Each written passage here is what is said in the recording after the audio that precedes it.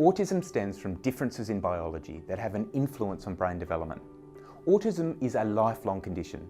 That doesn't mean that children can't make significant improvements in their language and social abilities over time. They can, just like all children, but children don't just grow out of autism.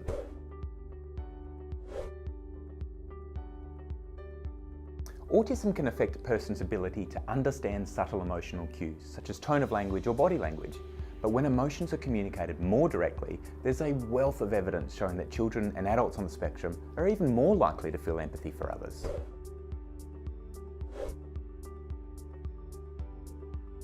Social interaction difficulties and anxiety can sometimes mean that making friends is a struggle. But this should never be confused with a lack of desire to have friendships. The vast majority of children and adults on the spectrum do like to socialise, and sometimes that just means socialising in a different way. It is true that around 10% of autistic people have skills such as maths or drawing that are of extraordinary ability. But this is really just a small proportion of the full numbers of individuals diagnosed with autism. It's best to look past this caricature and see the extraordinary human that lies beyond the diagnosis.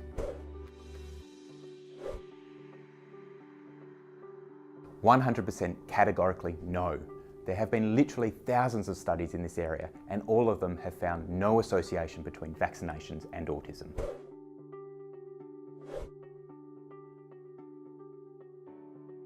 The assumption that people on the spectrum don't have a sense of humour is absolutely false. Probably the funniest conversations I've ever had have been with autistic kids and adults, and they absolutely run rings around me in telling jokes.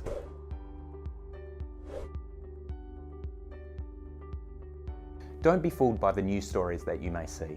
There is no evidence that individuals on the spectrum are more violent than the rest of the population. None.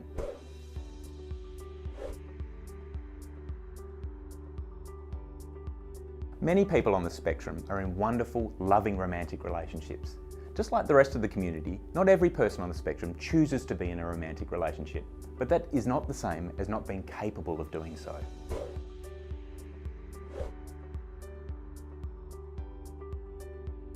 Many people on the spectrum have intellectual disabilities, and also many do not. Just because someone may have communication difficulties doesn't mean that they also have intellectual disabilities. What it means is that we have to assess intelligence in a different way, a way that doesn't rely so heavy on communication skills.